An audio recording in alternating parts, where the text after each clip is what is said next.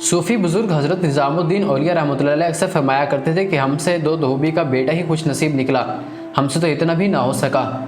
आप रहमतुल्लाह अलैह ये जुमला फरमाते और बेहोश हो जाया करते थे।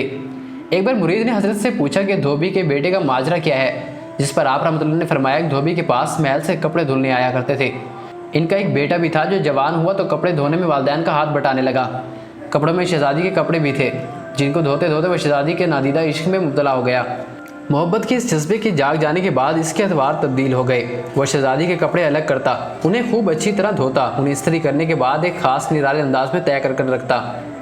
ये सिलसिला चलता रहा और आखिर वालिदा ने इस तब्दीली को नोट किया और धोबी को कहा कि लगता है ये सारे ख़ानदान को मरवाएगा, ये तो शहज़ादी के इश्क में मुब्तला हो गया है। वालिद ने बेटे के कपड़े धोने पर पाबंदी लगा दी। इधर जब तक लड़का मोहब्बत के ज़ेरे असर महबूबा की कोई खिदमत बजा लाता था, मोहब्बत का बुखार निकलता रहता था, मगर जब वो इस खिदमत से हटाया गया तो लड़का बीमार पड़ गया और चंद दिन के बाद फोत हो गया। इधर कपड़ों की धुलाई और तहबंद का अंदाज बदला तो शहज़ादी ने धोबन को बुला भेजा और इससे पूछा कि मेरे कपड़े कौन धोता है। धोबन ने जवाब दिया कि शहज़ादी आलिया मैं धोती हूँ। शहज़ादी ने कहा पहले कौन धोता था। धोबन ने कहा कि मैं ही धोती थी। शहज़ादी ने उसे कहा कि ये कपड़ा तय करो। अब धोबन से वैसे तय नहीं होता था। शहज़ादी ने इसे डांटा कि तुम झूठ बोलती हो, सच सच बताओ वरना सज़ा मिलेगी।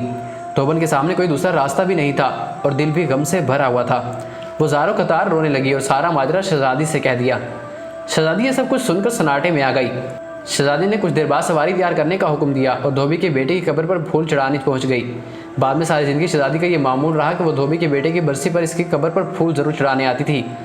हज़रत निज़ामुद्दीन औलिया रहमतुल्लाह अलैह ने मुरीद को ये वाक़या सुनाने के बाद कहा कि अगर एक इंसान से बिन देखे मोहब्बत हो सकती है तो भला अल्लाह से बिन देखे मोहब्बत क्यों नहीं हो सकती। एक इंसान से मोहब्बत अगर इंसान के मिजाज में तब्दीली ला सकती है और वो पूरी सलाहियत और मोहब्बत इस कपड़े धोने में बुराई कार ला सकता है, तो क्या हम लोग अल्लाह से अपनी मोहब्बत को इसे नमाज़ पढ़ने इस तरह दिलो जान से नहीं इस्तेमाल कर सकते, मगर हम बोझ उतारने की कोशिश करते हैं। अगर शहज़ादी मोहब्बत से तयशुदा कपड़ों के अंदाज को पहचान सकती है तो क्या रब्बे करीम भी मोहब्बत से पढ़ी गई नमाज और पीछे छुड़ाने वाली नमाज को समझने से आजिज़ है। हज़रत निज़ामुद्दीन औलिया रहमतुल्लाह ने फरमाया वो धोबी का बच्चा इस वजह से कामयाब है कि उसकी मोहब्बत को कबूल कर लिया गया, और जबकि हमारे अंजाम का कोई पता नहीं, हमारी नमाज कबूल होगी या मुंह पर मार दी जाएगी। अल्लाह जिस तरह ईमान नमाज रोज़े का मुतालबा करता है, इस तरह मोहब्बत का तकाज़ा भी करता है। फिर फरमाते अल्लाह की कसम अगर ये नमाज़ें ना होती तो अल्लाह से मोहब्बत करने वालों का दिल इस तरह फट जाते जिस तरह धोबी के बच्चे का दिल फट गया था कि सारी रात की नमाज ऐसे ही नहीं पढ़ी जाती, कोई जज्बा खड़ा रखता है। फरमाते ये नुस्खा अल्लाह पाक ने अपने नबी करीम सल्लल्लाहु अलैहि वसल्लम के दिल की हालत देखकर बताया था कि आप नमाज़ पढ़ा कीजिए और रात भर हमारी बातें दोहराते रहा कीजिए, आराम मिलता रहेगा।